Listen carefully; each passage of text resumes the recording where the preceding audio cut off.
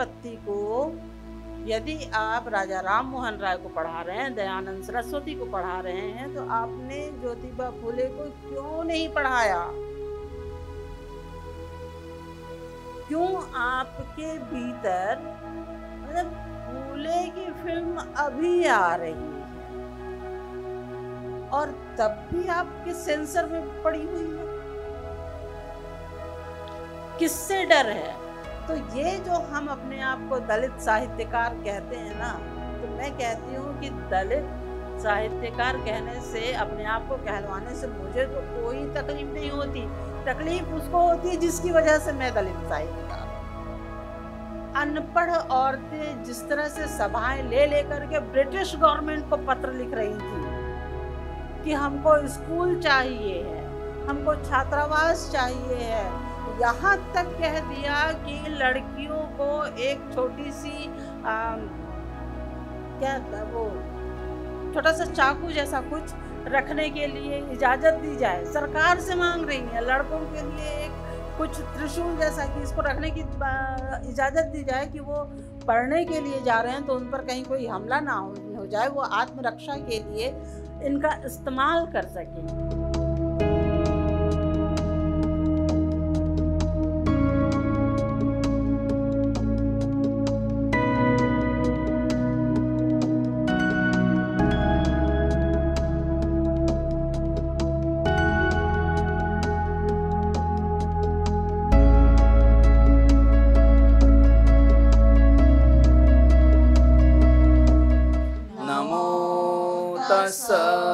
भगवतो अरहतो सम्मा सम्बुद्धस्स बुद्धं शरणं गच्छामि धम्मं शरणं गच्छामि संघं शरणं गच्छामि।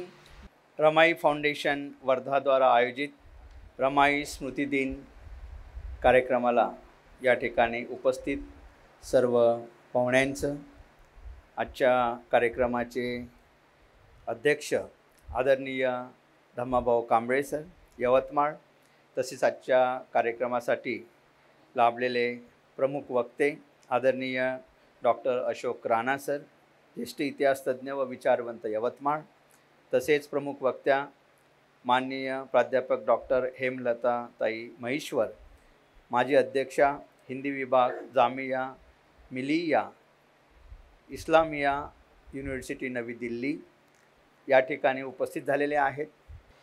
रमाई फाउंडेशनच्या वतीने दरवर्षीच अशा प्रकारच्या या स्मृतिदिनाचं कार्यक्रमाचं आपण आयोजन करीत आलेलो आहोत आणि यावर्षीसुद्धा आपण या कार्यक्रमाचं आयोजन केलेलं आहे।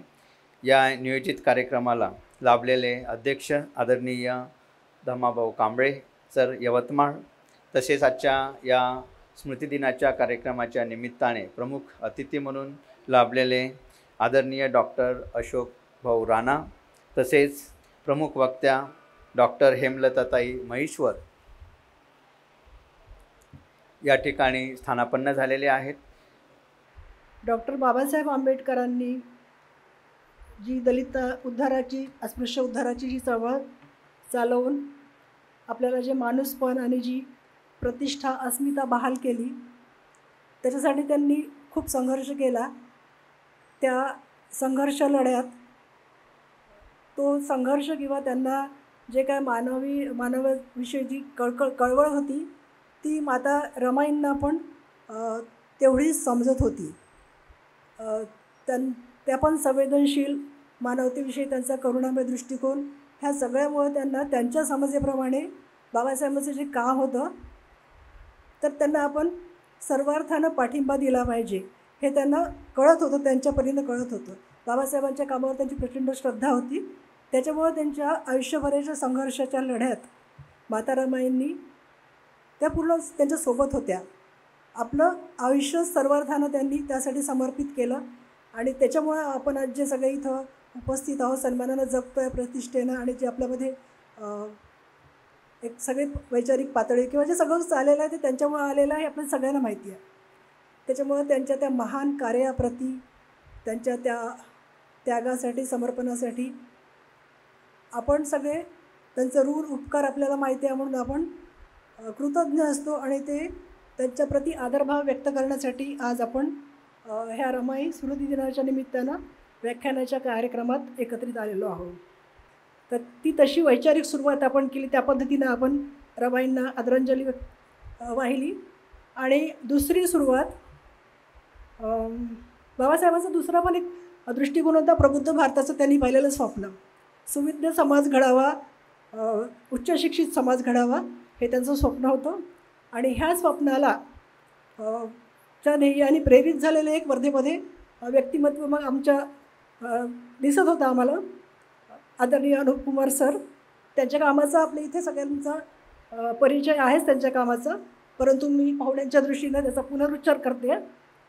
तर अनुप कुमार सर संचालित नालंदा अकॅडमी विद्यार्थ्यांना, ग्रामीण आणि गरीब होतकरू विद्यार्थ्यांना उच्च परदेशातील आणि देशातील उच्च शैक्षणिक संस्थांमध्ये प्रवेश देण्याकरता काम करते.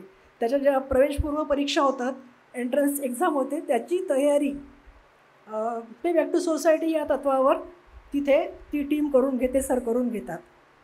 त्याच्यामुळं मग ह्या शैक्षणिक चळवळीचा, जे फुल्यांना बाबासाहेबांना अपेक्षित होतं, त्या शैक्षणिक चळवळीचा आपण पण आपला भाग असलो पाहिजे, आपला पण त्याच्यात सहभाग असला पाहिजे, असा विचार करून मग आम्ही रमाई जयंतीचा कार्यक्रम 7 फेब्रुवारीचा नालंदा अकॅडमीमध्ये जाऊन सुरू केला, जे बुद्धविहारामध्ये ते काम सुरू आहे. देशातील जवळजवळ 15 राज्यातील विद्यार्थी तिथे येऊन 250 मुलं त्याची तयारी करतात. तर त्यांचं ते विनामूल्य काम असतं, तर आपणही तिथे जाऊन थोडीफार मदत केली पाहिजे, असं म्हणून मग आम्ही छोटंसं त्या दिवसाच्या वर एक कृतिशीलता रचनात्मक कामामध्ये असली पाहिजे, ह्या उद्देशाने आम्ही त्यांना पण थोडंसं अल्पसं धम्मदान करतो, आम्ही त्या दिवशी देतो. विषय बहुत महत्वपूर्ण है और यदि हम समता के संदेश की बात करते हैं तो मुझे डॉक्टर अंबेडकर के साथ साथ सबसे पहले भारतीय संविधान की उद्देशिका प्रस्तावना याद आती है. भारतीय संविधान की प्रस्तावना का मतलब ही है, उसको समझने का मतलब ही है मनुष्य होना. बेहद महत्वपूर्ण चीज़ है, उसको हमको एक साथ तो पढ़ना ही चाहिए, साथ ही उसको टुकड़े कर कर के पढ़ना चाहिए. अक्सर हाँ, जो हम साहित्य वाले लोग होते हैं वो शब्दों के मूल पर जाते हैं और शब्दों के मूल पर जाने के बाद उस शब्द के वास्तविक अर्थ से हमारी पहचान होती है. हमेशा बड़े वाक्यों को हम टुकड़ों टुकड़ों में तोड़ते हुए चलते हैं. क्या कहती है उद्देशिका हमसे? वो कहती है, हम भारत के लोग, सबसे पहला शब्द है हम, और हम में जिस तरह की यूनिटी दिखाई देती है, इसके बाद कॉमा लगा के भारत के लोग विशिष्ट कर दिया. कितनी विशिष्टता के साथ इस हम को देखा जाएगा. हम कोई सामान्य शब्द नहीं है, वो विशिष्ट संदर्भों के साथ है. इसके बाद वो कहता है भारत को एक, अब भारत के लोग भारत को किस तरह से बनाना चाहते हैं? संपूर्ण प्रभुत्व संपन्न, समाजवादी, पंथ निरपेक्ष, लोकतंत्रात्मक. अब लोकतंत्र क्या है?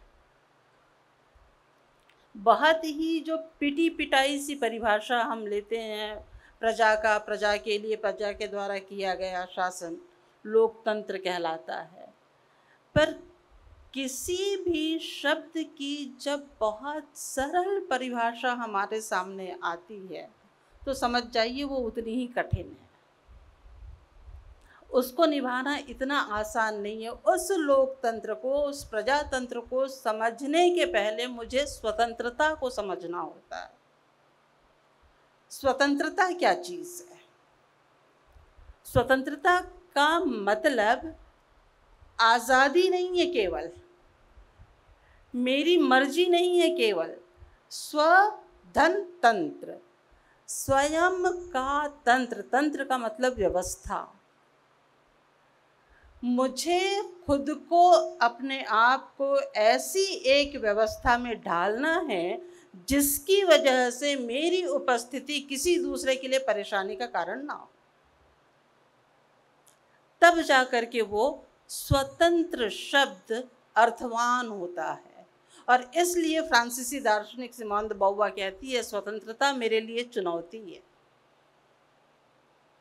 स्वतंत्रता इतना आसान शब्द नहीं है। जब ये स्वतंत्रता हमारे पल्ले पड़ती है, जब ये स्वतंत्रता हमारे समझ में आती है, जब हम स्वतंत्र को मायने देने लगते हैं, तब जा कर के वो लोकतंत्र की तरफ कदम बढ़ाती है। बगैर स्वतंत्रता शब्द को समझे लोकतंत्र अर्थवान नहीं होगा।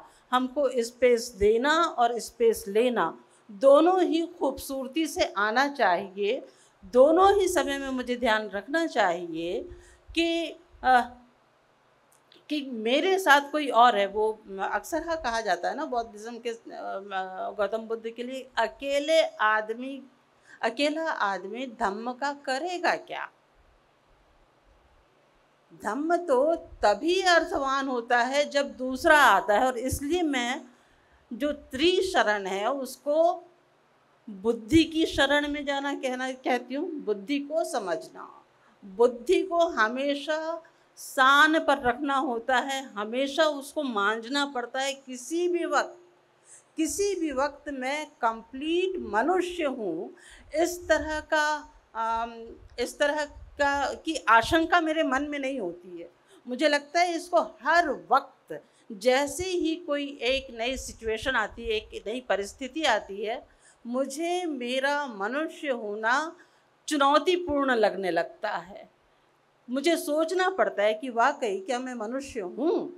अब इसके बाद वो ये कहते हैं कि जंगल में आप रह रहे हैं तो अक्सर हाँ हम अत्याचार भी करते हैं।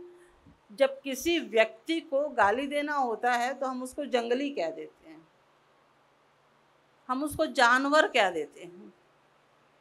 क्या उस जानवर को, क्या उस जंगल को मैंने समझा है कि उसकी क्या व्यवस्था है?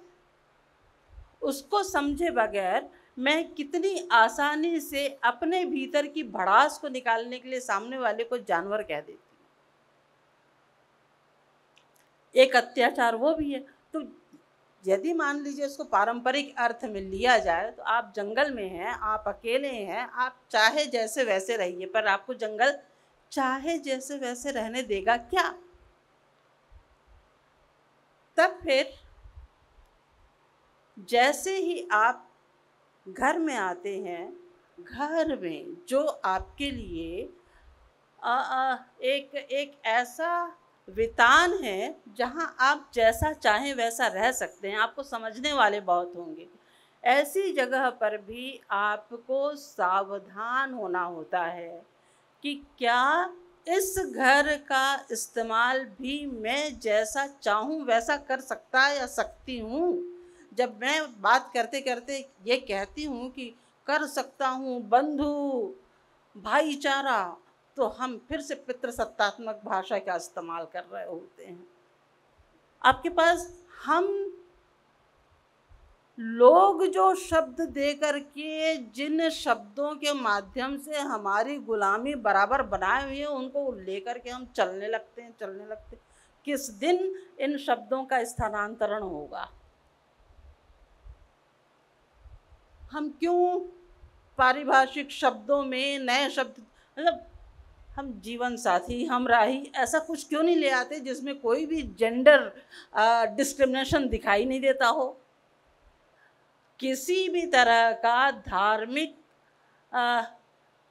तरह की धार्मिक संस्कृति के दबाव से मुक्त होकर संवैधानिक भारत को निर्मित करने वाला दलित समाज है। आइडेंटिटी डिस्कोर्स में जितने भी लोग लगे हुए हैं, चाहे वो हाशिए पर हों, चाहे वो आदिवासी हों, चाहे LGBTQ कम्युनिटी हो, चाहे दलित हो। दलितों का नाम मैं इसलिए ले रही हूँ क्योंकि इन्होंने बहुत तेज स्वर में अपनी बातें रखी हैं।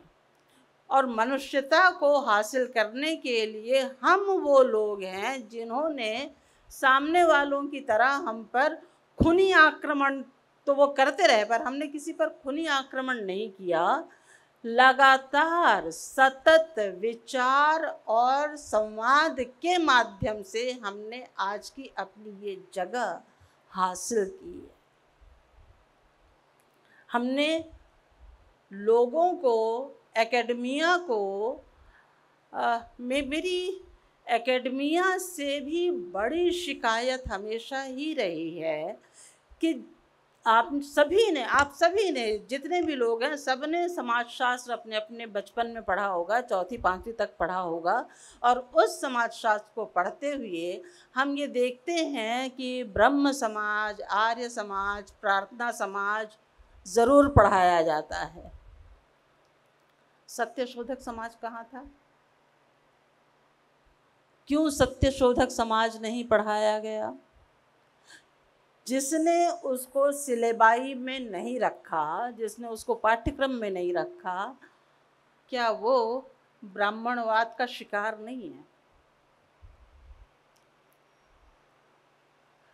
यदि मान लीजिए उसी वक्त भाई ब्रह्म समाज, प्रार्थना समाज, आर्य समाज, ये सारे के सारे ईश्वर की उपस्थिति से इनकार नहीं कर रहे हैं। ये किसी एक व्यवस्था के तहत स्त्री को शिक्षा देने की बात कर रहे हैं। लेकिन सत्यशोधक समाज उसी वक्त क्या क्या नहीं करके गुजर रहा है। फूले दंपत्ति को यदि आप राजा राम मोहन राय को पढ़ा रहे हैं, दयानंद सरस्वती को पढ़ा रहे हैं, तो आपने ज्योतिबा फूले को क्यों नहीं पढ़ाया? क्यों आपके भीतर, मतलब फूले की फिल्म अभी आ रही है और तब भी आपके सेंसर में पड़ी हुई है। किससे डर है? तो ये जो हम अपने आप को दलित साहित्यकार कहते हैं ना, तो मैं कहती हूँ कि दलित साहित्यकार कहने से, अपने आप को कहलवाने से मुझे तो कोई तकलीफ नहीं होती। तकलीफ उसको होती है जिसकी वजह से मैं दलित साहित्यकार हूँ। उसको अपना आभास होता है कि मैंने क्या किया था और इसलिए फूले फिल्म को वो आने नहीं देना चाहता है। तो ये बहुत कमाल की बात है कि आइडेंटिटी डिस्कोर्स ने जिस तरह, चाहे वो भाई स्त्रियों जो अपर कास्ट विमेन हैं, उनके साथ भी तो हमारी लड़ाई है ना।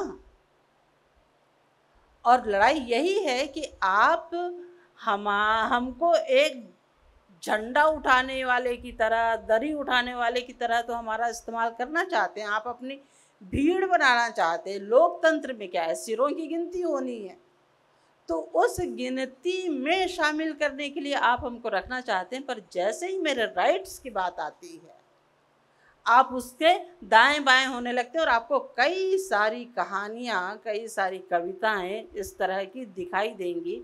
चाहे मैं मोहनदास नैमिष राय का नाम लूँ, चाहे मैं जयप्रकाश करदम का नाम लूँ, चाहे मैं रजनी तिलक का नाम लूँ, चाहे मैं अभी जो बहुत संवेदनशीलता के साथ रचनाएं रच रहे हैं कैलाश वानखेड़े, इनका भी नाम लूँ, तो ये सारे के सारे जिस मतलब जो आरंभिक तौर का दलित साहित्य था और आज का जो दलित साहित्य है, उसमें आप देखेंगे कि बिटवीन द लाइंस तो है ही कि बातें वहाँ मतलब परत दर परत बहुत संश्लिष्ट बातें कही जा रही हैं। दो शब्दों के बीच का गैप भी हमसे बहुत कुछ कह रहा है। वो साइलेंट भी हमसे बहुत कुछ कह रहा है। हमको अपनी संवेदना को अब उस अंदाज में ले जा करके, भाई जब जब हिंदी में दलित साहित्य लिखा जा रहा था तब हमारे यहाँ के बड़े बड़े आलोचक, नाम ही नामवर सी हैं, आप में से शायद कुछ लोग जानते हों, तो उन्होंने तो ये कह दिया था कि दलित साहित्य लिखने के लिए यदि दलित होना अनिवार्य है तब तो फिर घोड़ा पर लिखने के लिए घोड़ा होना अनिवार्य है। तो मैं ज़्यादा लंबे पे ना जाऊंगी, केवल अपना बता दूं कि अनुसूचित जाति, जनजाति और अन्य पिछड़ा वर्ग, ये उन्होंने एक कैटेगरी में रखा था जिसको हम 85% कहते हैं। 1980 में वो 1% पर था, 1% पर।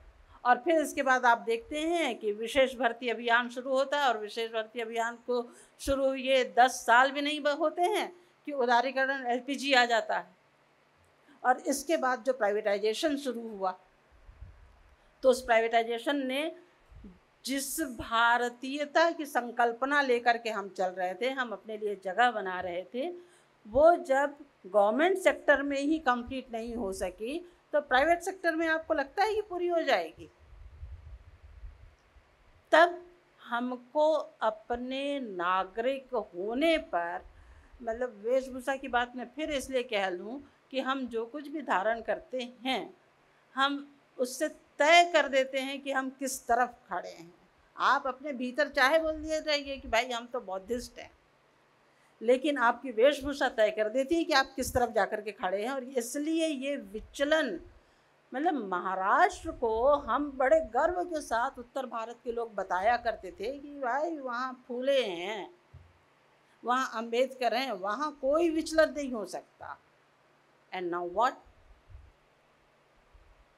अब तो महाराष्ट्र को फिर से एक बार तय करना होगा कि वो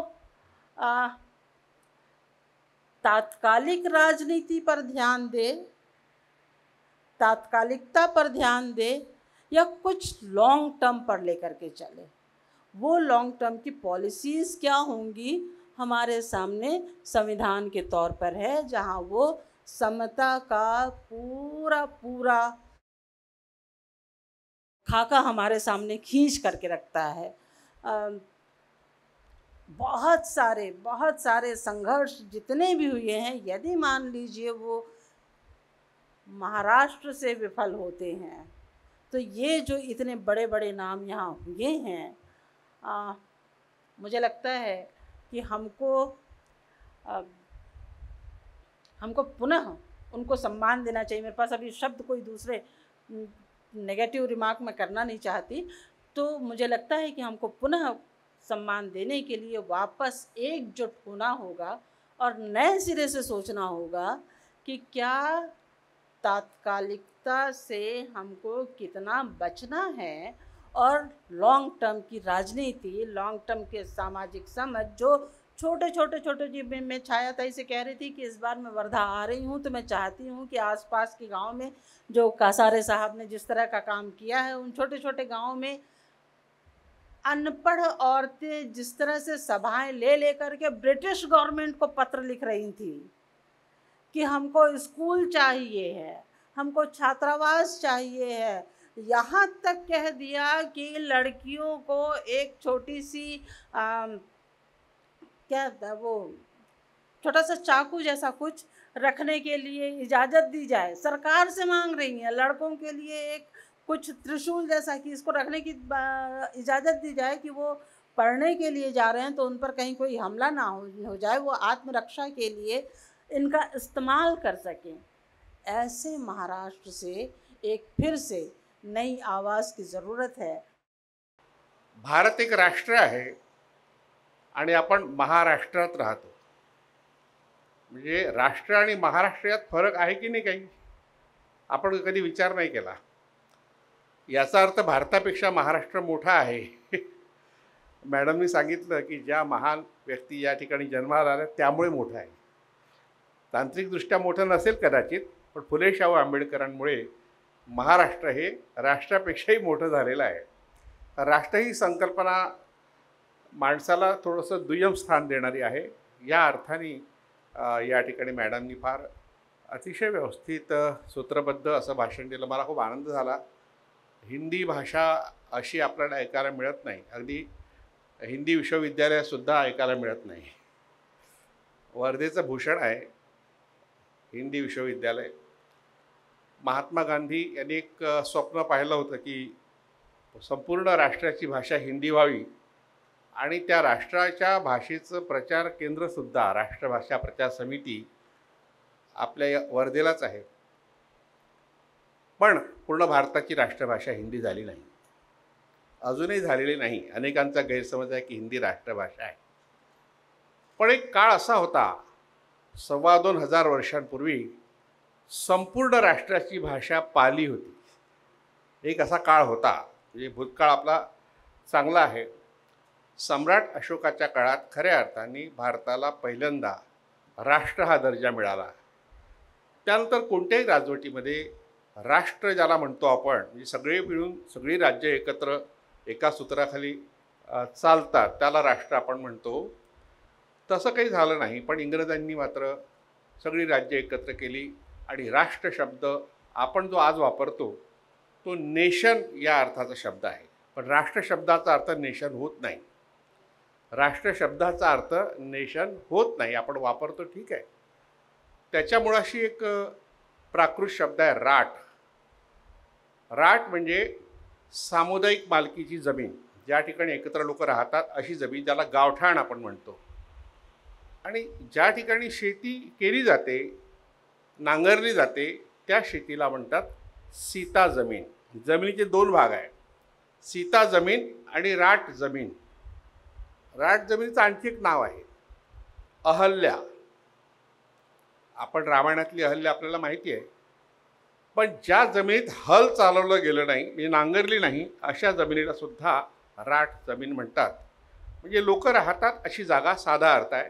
कॉम्रेड शरद पाटलांनी हा अर्थ सिद्ध केला त्यांच्या संस्कृतच्या व्याकरणातून. संस्कृतच्या व्याकरणाच्या अनेक पद्धती अभ्यासाच्या, त्यातली एक पद्धत कॉम्रेड शरद पाटलांना शिकायला मिळाली. आपल्याकडे तर्कतीर्थ लक्ष्मण शास्त्री जोशी एक फार मोठे संस्कृतचे विद्वान होऊन गेले. त्यांनी काशीला जाऊन संस्कृत ज्या पद्धतीने शिकवलं ती पद्धतसुद्धा वेगळी होती. आणि डॉक्टर आहा साळुंके सर जे कोल्हापूर विद्यापीठात संस्कृतचे प्राध्यापक होते, म्हणजे साताऱ्याला होते पण त्या विद्यापीठात ते डीन होते, त्यांनी विद्यापीठीय पद्धतीने संस्कृतचा अभ्यास केला. म्हणजे संस्कृतचा अभ्यास करण्याच्या अनेक पद्धती आहेत. प्राकृतच्या अभ्यासाच्या सुद्धा पद्धती आहे. प्राकृतचे प्रकारसुद्धा खूप आहे. आपल्याला पाली प्राकृत माहिती आहे. सम्राट अशोकाच्या काळात ही लहान लहान जनपदे जी होती किंवा महाजनपदे होती, या सगळ्यांना एक सूत्रात गोडण्याचं काम सम्राट अशोकाने केलं. आणि त्या काळात ज्या लोककल्याणाच्या आज्ञा दिल्या गेल्या, त्या आज्ञा ज्या शिलालेखात कोरल्या गेल्या त्या पाली भाषेत कोरल्या गेल्या. म्हणून सम्राट अशोकाच्या काळात पाली ही राष्ट्रभाषा होती. आता हा विषय माझ्या डोक्यात का आला? काही वर्षांपूर्वी, 25-30 वर्षांपूर्वी होते, 30-35 वर्षापूर्वी भद्रावतीला एक असं बौद्ध साहित्य संमेलन काहीतरी होतं आणि मला विषय देण्यात आला की अशोककालीन, सम्राट अशोककालीन राष्ट्रभाषा पाली. तर मला तो विषय पहिल्यांदा अभिनिवेशाचा वाटला की बा हे काहीतरी, आपण बौद्ध धर्माचे आहोत म्हणून पाली भाषेला राष्ट्रभाषा म्हणतो. पण त्या निमित्तानं मी जेव्हा पाली भाषेचा इतिहास अभ्यासला तेव्हा मला पटलं की सम्राट अशोकाच्या काळात ती पाली भाषा संपूर्ण भारताची, भारताबाहेरच्याही अनेक देशामध्ये बोलली जाणारी, लिहिली जाणारी अशी भाषा होती. याचा अर्थ त्या त्या ठिकाणी ती बोलली गेली होती, वरून लादली गेली नव्हती.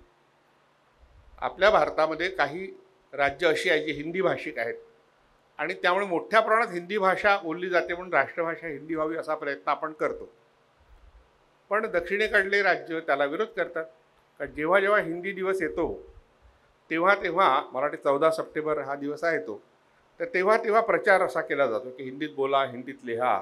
आणि अशा प्रकारचे पोस्टर जेव्हा तिथे लागतात दक्षिण भारतात तेव्हा ते फाडले जातात, त्याच्या विरोधात निदर्शने केली जातात. म्हणजे याचा अर्थ असा होतो की तिकडल्या लोकांची भाषा हिंदीपेक्षा वेगळ्या भाषाकुळातली आहे. भाषा विज्ञानामध्ये भाषाकुळ ही एक संकल्पना आहे, लँग्वेज फॅमिली. आणि त्यानुसार द्रविड भाषाकुल वेगळं आहे आपल्या भारतातलं.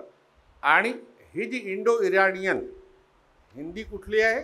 इंडो इराणियन, इंडो युरोपियन अशा भाषा कुळातली आहे.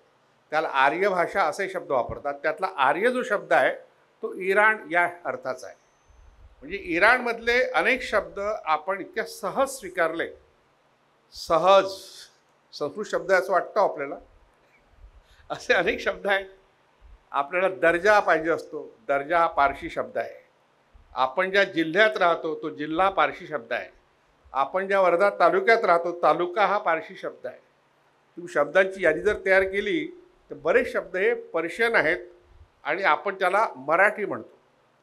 गेल्या वर्षी मला इराणमध्ये जायची संधी मिळाली तर आम्ही वाट पाहत होतो कुठे जायचं कुठे जायचं. तर तिथे आळी लिहिलं होतं बोर्डावर, अमुक आळी तमुक आळी. म्हटलं हा आळी काय आहे? तर आळीचा अर्थ होतो गल्ली.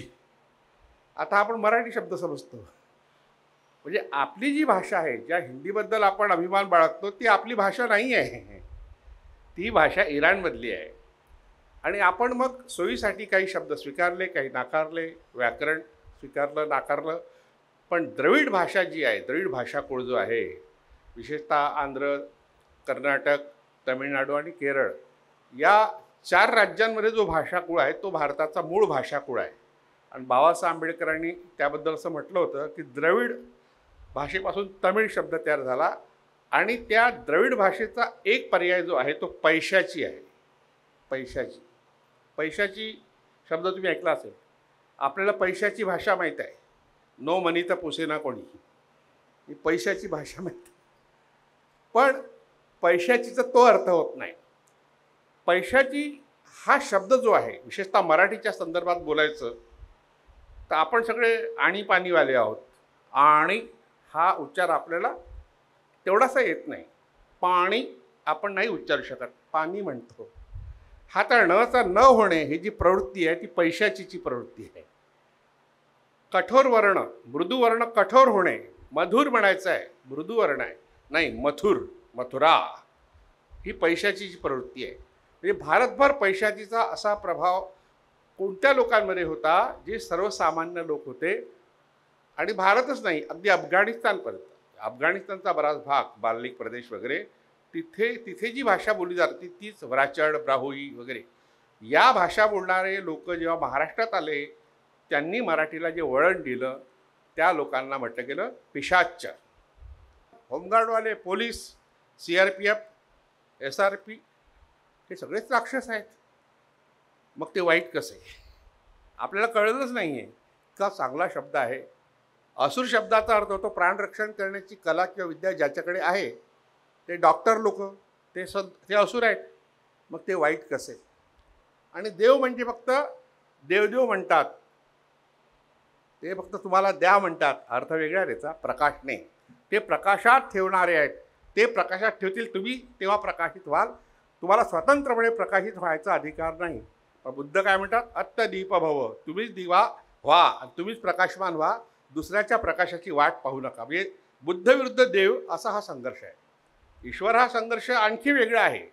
ईश्वर आणि देवात खूप मोठा फरक आहे. देव शब्दाचा अर्थ खूप चांगला करून टाकला आपण, आणि राक्षस असुर शब्दाचा अर्थ वाईट केला. दैत्य आणि दानव या शब्दाचे अर्थ वाईट केला. दैत्य म्हणजे दिती नावाच्या मातृदेवतेची पूजा करणारे उपासक, दानव म्हणजे धनु नावाच्या मातृदेवतेची उपासक किंवा पूजा करणारे किंवा पुत्र. म्हणजे मातृसत्ताक पद्धतीच्या विरोधात जे उभे राहिले त्या लोकांनी या शब्दांचे अर्थ बदलून टाकले.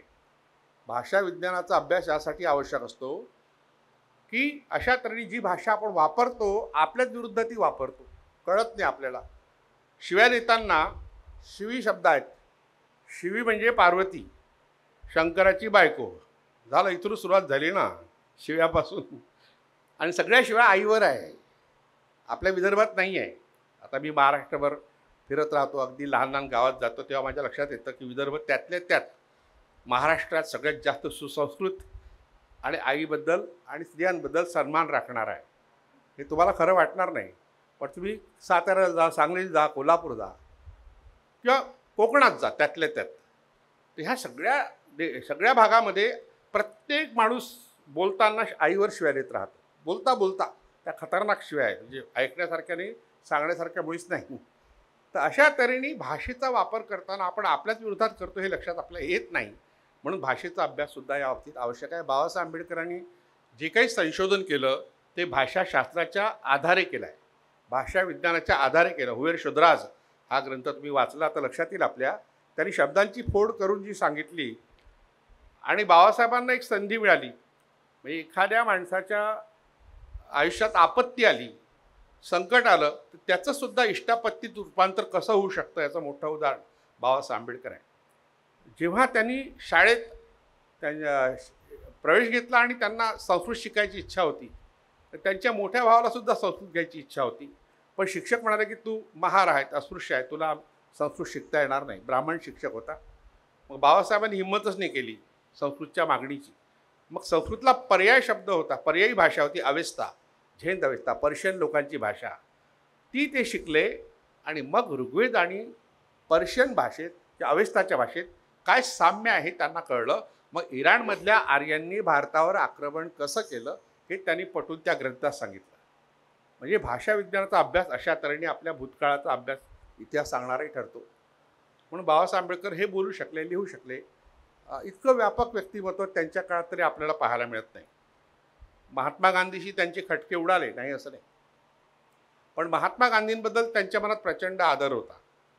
आणि जेव्हा बाबासाहेब आंबेडकरांना कळलं की महात्मा गांधी मरण पावले, तेव्हा त्यांचा देह पाहून ते अगदी अक्षरशः भावूक होऊन गेले. हे नानकचंद रत्तूंनी लिहून ठेवलं आहे आणि सविता कबीर, ज्याला शारदा कबीर बोलतो, त्यांनीसुद्धा लिहून ठेवलं आहे. अशा तऱ्हेने हे दोन महामानव जे आहेत, जे आपण एकमेकाच्या विरोधात उभे केले आहेत. देव शब्दाचा अर्थ जो अभ्यासकांनी सांगितला, बाबासाहेबांनी सांगितलं की देव म्हणजे जुगाऱ्यांची जात. हे जुगार खेळणारे लोक होते. काही लोक प्रकाश देणारे सांगतात, पण एका अभ्यासकाने सांगितलं, फार मोठा माणूस आहे अशोक भटकर, प्राचीन लोकतांत्रिक शासनाचा इतिहास, त्यात त्यांनी म्हटलं देव शब्दाचा अर्थ ईश्वर हा कधीही नव्हता, गॉड हा कधी नव्हता. देव शब्दाचा अर्थ होतो ब्राह्मण. म्हणजे देवाला मानणे म्हणजे ब्राह्मणाला मानणे, त्याच्या अंगठ्याचं तीर्थ घेणे, त्याच्याकडून मंत्र म्हणून घेणे, त्याला विचारणे. मुलं जन्माला आपण घालतो, नाव विचारतो ब्राह्मणाला. हा सगळा प्रकार जो आहे ब्राह्मणाच्या सगळ्या संस्कृतीने झाकाळून टाकलेला आपल्या सगळ्या इतिहासाला आणि आपल्या अस्तित्वाला, त्याचा शोध शब्दाच्या माध्यमातून आपल्याला घेता येतो. म्हणून मग मॅडमनी सांगितलं की आपण शब्दाच्या मुळाशी जातो. तर अशा तऱ्हेने बाबासाहेब आंबेडकरांचा राष्ट्रवाद हा स्त्रीवादसुद्धा होता. बाबासाहेब आंबेडकरांचा राष्ट्रवाद हा हिंदुत्ववाद नव्हता. हिंदू शब्दाला त्यांनी त्याही काळात विरोध केला होता. हिंदुत्व शब्दही कसा चुकीचा आहे ते सांगत होते. पण आत्ता सगळी प्रसारमाध्यमं अगदी सोशल मीडियापर्यंतसुद्धा हिंदू राष्ट्राच्या गोष्टी केल्या जातात. गेल्या वर्षीची एक आठवण 2 वर्षापूर्वीची सांगतो आणि थांबतो. दुःखदायक आठवण आहे. मला काश्मीरला जायचं होतं, तर मी एका मित्राला सांगितलं सोबतच्या की मला ते अमृतसरचं सुवर्ण मंदिर पाहायचं आहे. मग आम्ही सुवर्ण मंदिर पाहायला गेलो आणि सगळे थकले होते. तर रात्री ज्या ठिकाणी आम्ही थांबलो होतो त्याच्या मागेच सुवर्ण मंदिर होतं. तर गेल्याबरोबर तिथे बाबासाहेब आंबेडकरांचा पुतळा होता, ज्याचा आता अलीकडे विटंबना केली गेली. तो पुतळा त्यांनी संसदेची प्रतिकृती तयार केली होती. पूर्ण मोठी प्रतिकृती आहे तिथे, म्हणजे सुवर्ण मंदिर परिसरात आहे ही प्रतिकृती. आणि तिथे संविधानाची प्रतिकृती आहे आणि त्यावर बाबासाहेब आंबेडकरांचा पुतळा. मला खूप आश्चर्य वाटलं की एका शीख धर्माचं हे तीर्थस्थान अतिशय महत्त्वाचं आणि त्या ठिकाणी बाबासाहेब आंबेडकरांचा पुतळा कसा. मग लक्षात आलं माझ्या की तिथे सगळे बाबासाहेब आंबेडकरांना मानणारे लोक जे रामदासी शीख संप्रदायाचे आहेत. पण तो पुतळा लागण्याचं आणखी कारण असं कळलं की आधी तो पुतळा चंदीगडच्या विधान भवनाच्या पुढे लावायचं ठरलं होतं. चंदीगड जे आहे पंजाब आणि हरियाणा ह्या दोन्ही राज्यांचं राजधानीचं ठिकाण, पण तिथल्या लोकांनी विरोध केला. बाबासाहेब आंबेडकरांचा पुतळा नाही लावायचा विधान भवनापुढे. मग तो लावला गेला अमृतसरच्या सुवर्ण मंदिराच्या परिसरात लावला गेला. मी अगदी भारावून गेलो, आनंद झाला. दुसऱ्या दिवशी आम्ही पुन्हा मग काही लोकांना सांगितलं की चला आपण बाबासाहेब आंबेडकरांचा पुतळा पाहू. पाहायला त्यांनी दुरून म्हटलं आपण फोटो काढू. एक चिडला माझ्याकडे एक जण, कशाला फोटो काढायचा म्हणे. म्हटलं का, यांनी तर नुकसान केलं म्हणे सगळं आपलं. अरे शिकलेला माणूस, केंद्रीय कार्यालयात नोकरी करणारा, आणि तो म्हणतो की यांनी खूप बिघाड करून टाकला संविधानामध्ये. आता मला प्रश्न पडलेला, संविधान म्हणजे काय माहीत आहे का, किती कलम आहे माहीत आहे का, कोणकोणती कलम आहे. तो OBC वर्गातला होता. तो ब्राह्मण असता तर आपण समजू शकलो असतो.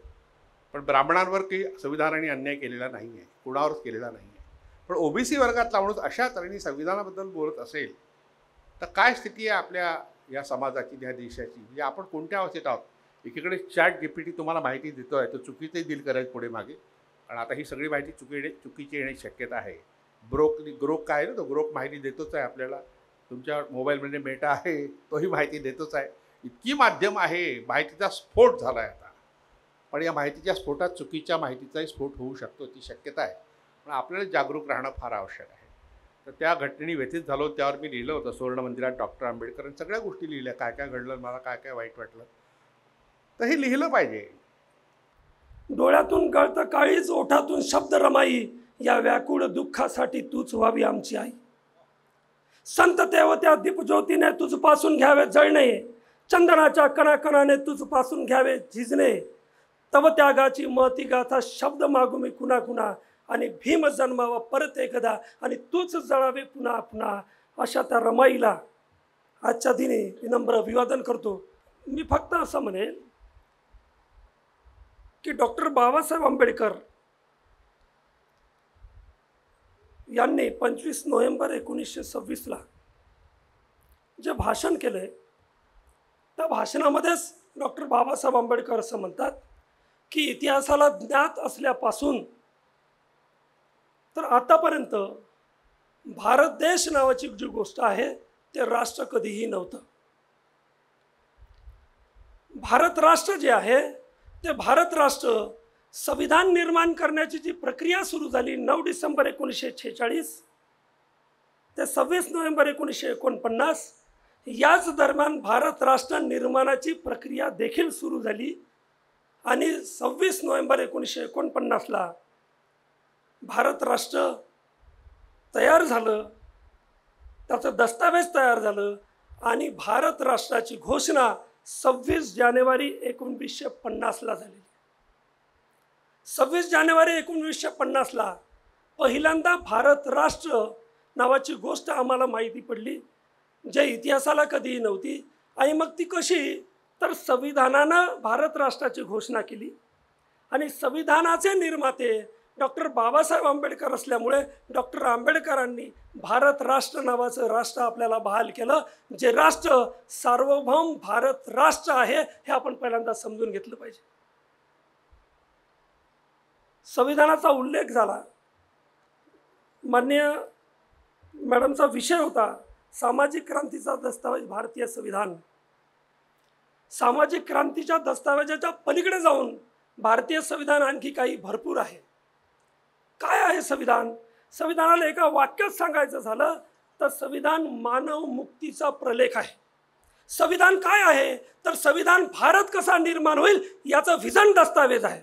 संविधान काय आहे तर संविधान समता, स्वातंत्र्य, बंधुता आणि न्याय या मानवी मूल्याचा उद्घोष करणारा दस्तावेज आहे. संविधान काय आहे तर जगामध्ये जिथे जिथे हुकुमशाही आहे आणि तिथं ती हुकुमशाही जाऊन जिथे लोकशाही प्रस्थापित करायची असेल त्याच्यासाठी आदर्शाचं प्रेरणादायी दस्तावेज म्हणजे संविधान आहे.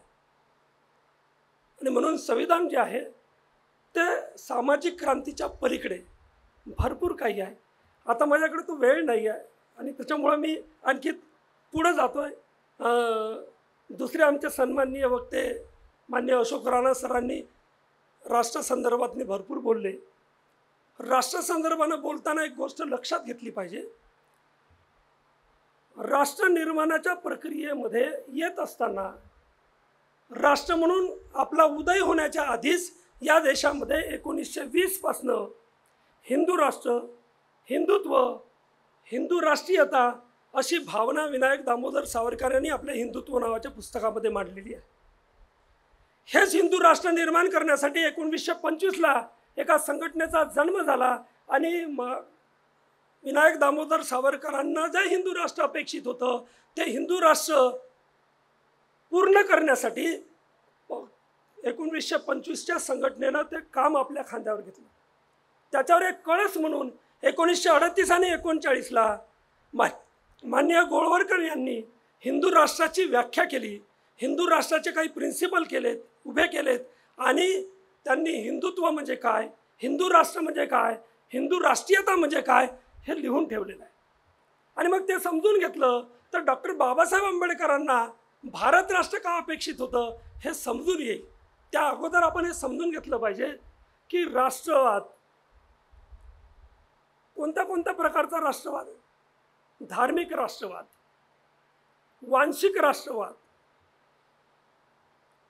भौगोलिक राष्ट्रवाद, प्रादेशिक राष्ट्रवाद, वांशिक राष्ट्रवाद असे अनेक राष्ट्रवाद आहे. आधुनिक जगामध्ये भौगोलिक आणि प्रादेशिक राष्ट्रवादाला आधुनिक राष्ट्रवाद असं म्हटलं. राष्ट्रवादाच्या संदर्भानं तुम्ही गुगलला जर विचारलं तर ते असं म्हणतं की राष्ट्रवाद किंवा राष्ट्र हे नकारात्मक गोष्ट आहे. राष्ट्रवाद हे सकारात्मक आणि नकारात्मक आहे हे खरं आहे, पण राष्ट्रवाद ही अशी भावना आहे की जी भावना एका व्यक्तीला दुसऱ्या व्यक्तीसोबत काय करते, कनेक्ट करते आणि ती कनेक्ट झाल्याबरोबर पुढे जगण्यासाठी प्रेरणा देते. आणि म्हणून राष्ट्रवाद नावाची गोष्ट ही अत्यंत मौलिक आणि महत्त्वाची गोष्ट आहे. राष्ट्र ही तसंच महत्त्वाची गोष्ट आहे. राष्ट्र ही एका धाग्यात लोकांना बांधण्यासाठी राष्ट्र काम करत असते आणि म्हणून राष्ट्र नावाची गोष्ट देखील तेवढीच महत्त्वाची आहे. आणि म्हणून राष्ट्र नावाची गोष्ट समजून घेण्या अगोदर या देशामध्ये 3 प्रकारचे राष्ट्रवाद उभे होते. एक हिंदू राष्ट्रवाद, एक मुस्लिम राष्ट्रवाद आणि डॉक्टर बाबासाहेब आंबेडकरांना अपेक्षित असलेला भारत राष्ट्रवाद. हे 3 पैलू जो आहे जोपर्यंत आपल्याला समजत नाही तोपर्यंत राष्ट्रवाद काय आहे हे आपल्याला समजतं. हिंदू राष्ट्रवादाची जी भूमिका होती ती राष्ट्रवादाची भूमिका काय म्हणते ते आपण समजून घेऊया. किंवा हिंदू राष्ट्र म्हणजे नेमकं काय हे आपण समजून घेतलं पाहिजे. हिंदू राष्ट्र म्हणजे त्यांनी 5 तत्व घालून दिलेली आहे. त्यातलं पहिलं तत्व, एक भूमी असली पाहिजे ज्याला ते हिंदुस्थान म्हणतात. दुसरं तत्व ते असं म्हणतात की हिंदू धर्म. तिसरं तत्व, हिंदू धर्म म्हणजे अर्थातच वैदिक धर्म म्हणजे हिंदू धर्म. हा एक भ्रम आहे की हिंदू म्हणजे आम्ही आहोत, हिंदू म्हणजे आम्ही नाही. हिंदू म्हणजे ते हिंदू वंश ज्यांना ते हिटलरचा वंश किंवा मुसोलिनीचा वंश समजतात, आर्य वंश असं समजतात आणि ते म्हणजे तो वंश आणि म्हणून त्याला हिंदू वंश असं म्हटलेलं. हिंदू भाषा ज्याच्यामध्ये संस्कृत आणि संस्कृतमध्ये हिंदी येतं, हिंदींचा आग्रह धरला जातो. हिंदी संस्कृत ही मुख्य भाषा आणि त्याच्यामध्ये त्याच्या परिवारामध्ये असलेल्या भाषा जसं मराठी महाराष्ट्रामध्ये, हिंदी उत्तर भारतासाठी, तिकडे बंगालमधली वेगळी भाषा असे त्याच्या संस्कृत परिवारातल्या भाषा आहे. आणि म्हणून हिंदू भाषा, हिंदू भूमी, हिंदू वंश, हिंदू धर्म, हिंदू संस्कृती म्हणजे मनुस्मृतीची संस्कृती अशा 5 तत्वांनी हिंदू राष्ट्र आणि हिंदुत्व नावाची गोष्ट उभी आहे. ते असं म्हणतात की जे लोक या 5 तत्वाचं पालन करत नाही ते हिंदू राष्ट्राचे राष्ट्रीय नाहीत. हे 5 तत्व जे पालन करत नाही ते हिंदू राष्ट्राचे कोण नाहीत, राष्ट्रीय नाहीत. आणि म्हणून त्यांनी जर या देशात राहायचं असेल तर त्यांनी आपल्या वंशाला या वंशामध्ये विलीन केलं पाहिजे आणि ही हिंदू राष्ट्राची 5 तत्व जी आहे ती एक्सेप्ट केली पाहिजे. तेव्हाच त्यांनी या देशात राहू शकतात, अन्यथा त्यांना या देशात थारा नाही. मग ते कोण आहे तर ते हिंदू राष्ट्राचे दुश्मन आहेत. आणखी ते 2 गोष्टी सांगतात. ते असं म्हणतात की ज्यांची पितृभू आणि पुण्यभू भारत नाही ते विदेशी आहेत. पुण्यभू म्हणजे काय, ज्यांचं नतमस्तक करण्याचं ठिकाण हे भारत नाही. आणि असे 2 धर्म आपल्या देशात दिसतात. कोण आहेत, एक ख्रिश्चन आहे आणि दुसरा मुस्लिम आहे. आणि म्हणून ज्यांची पितृभू इथं आहे पण पुण्यभू दुसरीकडे आहे ते दुसरे तिसरे कोणीही नाही तर ते विदेशी आहेत. आणि असे विदेशी असेल तर त्यांना हिंदू राष्ट्राचे राष्ट्रीय म्हणता येत नाही. आणि मग त्यांना जरी हिंदुस्थानात राहायचं असेल तर त्यांनी दुय्यम दर्जाचं नागरिकत्व स्वीकारून राहिलं पाहिजे असा त्यांचा आग्रह आहे. आणखी ते एक गोष्ट म्हणतात. ते असं म्हणतात की आम्ही भूदेव आहोत, जमिनीवरचे देव आहोत आणि म्हणून आमचा कॉन्टॅक्ट हा थेट त्यांच्याशी आहे. आणि म्हणून इथे जी वर्ण व्यवस्था आहे, जी धर्म व्यवस्था आहे त्याच्यामध्ये आम्ही सर्वोच्च असल्यामुळे आम्हाला स्पेशल दर्जा पाहिजे. तो तुम्ही देत नसेल तर त्या हिंदू राष्ट्रामध्ये असं चालणार नाही. आणि म्हणून आम्ही भूदेव आहो आणि भूदेव असल्यामुळे आमची सेवा करण्याचा इतर सर्व वर्णांना काय आहे तर त्यांचं कर्तव्य ठरते आहे. आणि म्हणून अशा पद्धतीच्या हिंदू राष्ट्राची संकल्पना मगाशी सरांनी उल्लेख केला त्या गोळवलकर यांच्या पुस्तकाचा, त्याच्यामध्ये आपल्याला ते दिसून येतं. आणि म्हणून असं राष्ट्र डॉक्टर बाबासाहेब आंबेडकरांना अपेक्षित नव्हतं. आणि म्हणून डॉक्टर बाबासाहेब आंबेडकरांनी त्याच वेळेला असं राष्ट्र उभं होत असताना मुस्लिम लीगचे जे महत्त्वाचे नेते होते बॅरिस्टर जिना, ते असं म्हटले की अशा हिंदू राष्ट्रामध्ये आम्हाला राहायचं नाही आणि म्हणून पाकिस्तान ही एक हकीकत आहे. आणि म्हणून त्यांनी द्विराष्ट्रवादाची थेअरी दोघांनाही मान्य होती, ती द्विराष्ट्राची थेअरी दोघांनी मान्य केली होती. मात्र द्विराष्ट्राच्या थेअरीनुसार त्यांचं समायोजन कसं करावं यावर दोघांचेही मतभेद होते. आणि म्हणून त्यांनी हिंदू राष्ट्रात आम्हाला राहायचं नाही म्हणून पाकिस्तान राष्ट्र निर्माण केलं. 14 ऑगस्ट 1947ला पाकिस्तान नावाचा देश निर्माण झाला. त्याच वेळेला भारतामध्ये हिंदू बहुसंख्याक असल्यामुळे हिंदू राष्ट्र निर्माण करण्याचे सारे प्रयास केले गेले. पण इथे डॉक्टर बाबासाहेब आंबेडकरांनी एक जो ट्रँगल बनला होता, हिंदू राष्ट्र विरुद्ध मुस्लिम राष्ट्र विरुद्ध डॉक्टर बाबासाहेब आंबेडकरांचा भारत राष्ट्र, आणि त्यामध्ये डॉक्टर बाबासाहेब आंबेडकर एकटे फक्त भारत राष्ट्राच्या पक्षामध्ये उभे झाले. आणि हा देश 15 ऑगस्ट 1947ला जो हिंदू राष्ट्र होणार होता तो भारत राष्ट्र म्हणून उदयास आला. आणि त्याला 26 जानेवारी 1950ला भारत राष्ट्र अशी घोषणा करण्यात आली. मित्र हो, राष्ट्र हे एका दिवसात निर्माण होत नसतं. राष्ट्र ही अशी गोष्ट असते की त्याला पिढ्यांचा इतिहास लागतो. आणि म्हणून राष्ट्र घडवण्यासाठी एका पिढीचा इतिहास लागत असतो. आणि म्हणून राष्ट्र नावाची गोष्ट घोषणा झाली असली तरी राष्ट्र हे घडत आहे. आणि आम्ही भारताचे लोक हे राष्ट्र घडवत आहे आपण समजून घेतलं पाहिजे. बाबासाहेब आंबेडकरांनी फक्त भारत राष्ट्राची घोषणा केली नाही, भारतीय संविधानाच्या संविधान सभेने भारत राष्ट्राची केवळ घोषणा केली नाही तर भारत राष्ट्र कसे असेल याचं व्हिजन डॉक्युमेंट म्हणून संविधान जे आहे ते तयार करून दिलेलं आहे. संविधानानुसार आपला प्रवास सुरू झालेला नाही आणि म्हणून वर्तमान धोक्यात आलेला आहे. ख्रिस्टोफर जेफ्रोलोट नावाचा एक फ्रेंच विचारवंत आहे, तो मोदीज इंडिया नावाच्या पुस्तकामध्ये असं म्हणतो की भारत नावाचं राष्ट्र जे आहे ते राष्ट्र 26 जानेवारी 1950ला आम्ही राजकीय लोकशाहीमध्ये उभे झालो होतो. आमचा प्रवास राजकीय लोकशाहीकडून सामाजिक लोकशाही आणि आर्थिक लोकशाहीकडे चालला होता. मात्र या देशामध्ये धार्मिक राष्ट्र निर्माण करणारे लोक जे आहे ते सत्तेमध्ये आले आणि सत्तेमध्ये येऊन आता भारत राष्ट्र जे आहे ते थांबवलं जात आहे. आणि त्या ठिकाणी धार्मिक राष्ट्र म्हणजेच हिंदू राष्ट्र नावाची भूमिका आहे ती घेऊन पुढे जात आहे. आणि ते निघाले आहे. इतक्यावरच ते थांबत नाही तर ते असं म्हणतात की वांशिक धर्मराष्ट्र, वांशिक हुकुमशाही धर्मराज्य निर्माण करण्याच्या दिशेने ते पुढे चाललेले आहेत. आणि ते आता अधिक आणि अधिक आक्रमक होऊन पुढे चाललेले आहे. आणि म्हणून आता वर्तमानामध्ये हिंदू राष्ट्र झालेलं आहे. फक्त हिंदू राष्ट्र संवैधानिक पद्धतीनं किंवा वैधानिक पद्धतीनं घोषणा तेवढी बाकी राहिलेली आहे असं मी म्हणत नाही, ख्रिस्टोफर जेफ्रोलोट म्हणतात. आणि म्हणून वर्तमानात जे धोके उभे झालेले आहेत भारत राष्ट्र विरुद्ध हिंदू राष्ट्र, प्राचीन काळामध्ये बौद्ध संस्कृती विरुद्ध वैदिक संस्कृती असा संघर्ष होता.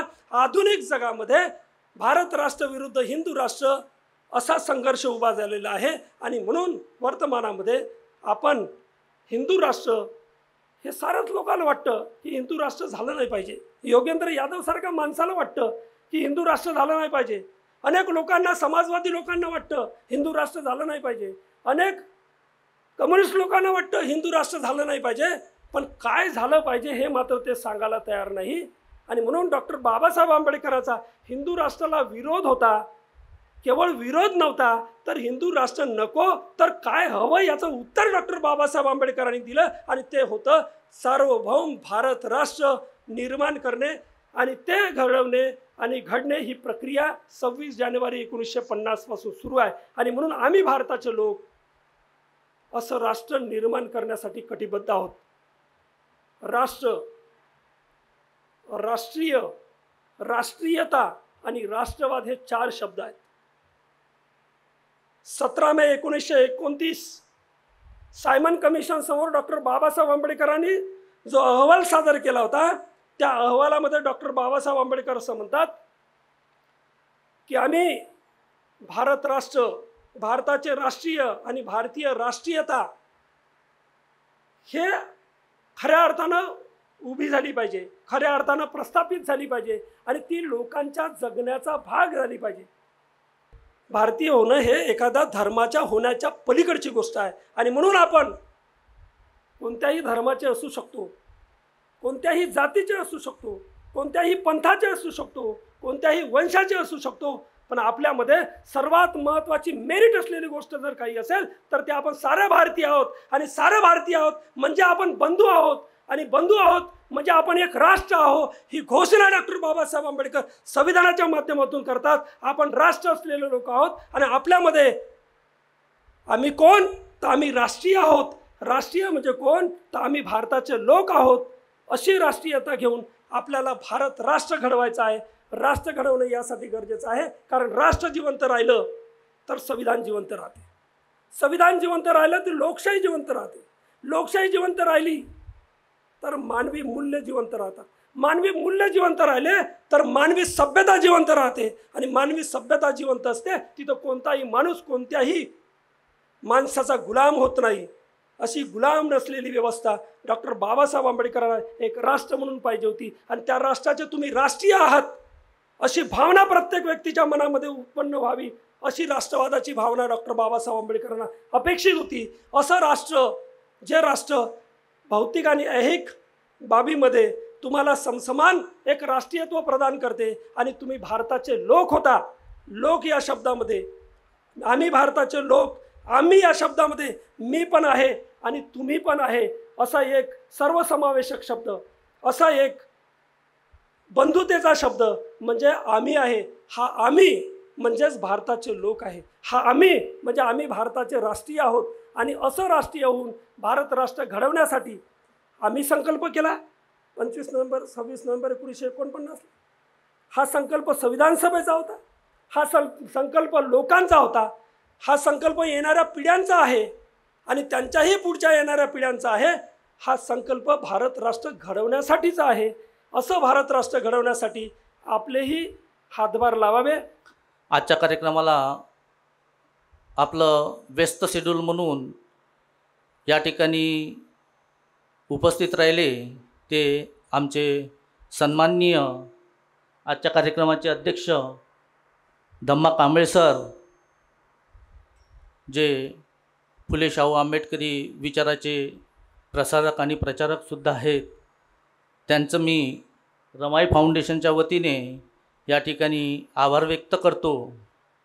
तसेच आजच्या कार्यक्रमाला उपस्थित असलेले आदरणीय प्राध्यापक डॉक्टर हेमलता महेश्वर, माजी अध्यक्ष हिंदी विभाग जामिया मिलिया इस्लामिया नवी दिल्ली, यांनीसुद्धा या ठिकाणी मुलाचे मार्गदर्शन केले आणि या ठिकाणी उपस्थित राहिल्याबद्दल मी त्यांचेसुद्धा रमाई फाउंडेशनच्या वतीने या ठिकाणी आभार व्यक्त करतो. तसेच कार्यक्रमाला उपस्थित असलेले सन्माननीय डॉक्टर अशोक राणा सर, ज्येष्ठ इतिहासतज्ञ व विचारवंत यवतमाळ, यांनी आपल्या व्यस्त शेड्यूलमधून या ठिकाणी मौलिक वेळ दिली आणि आम्हाला मार्गदर्शन केले. त्याबद्दल मी रमाई फाउंडेशनच्या वतीने त्यांचेसुद्धा मनपूर्वक या ठिकाणी आभार व्यक्त करतो. तसेच या कार्यक्रमाला सुटसुटीत असं सूत्रसंचालन आणि या कार्यक्रमाच्या यशस्वीतेसाठी आमचे लाडके प्राध्यापक मुनेश्वर सर यांनी जो प्रयत्न केला आणि यशस्वीतेसाठी या ठिकाणी राबले, त्यांचेसुद्धा मी व्यक्तिगत आणि रमाई फाउंडेशनच्या वतीने आभार व्यक्त करतो. तसेच या कार्यक्रमाची रूपरेषा ज्यांनी मांडली, ज्यांनी या कार्यक्रमाचे प्रास्ताविक केले, अशा आमच्या ताई पकाले मॅडम यांचासुद्धा मी रमाई फाउंडेशनच्या वतीने या ठिकाणी आभार व्यक्त करतो, जे या ठिकाणी फुले शाहू आंबेडकरी आणि महान अशा महामानवांच्या विचारांची पोटामध्ये भूक घेऊन आलेल्या माझ्या उपासक तथा उपासिका आणि समस्त नागरिक यांचेसुद्धा मी रमाई फाउंडेशनच्या वतीने या ठिकाणी आभार व्यक्त करतो.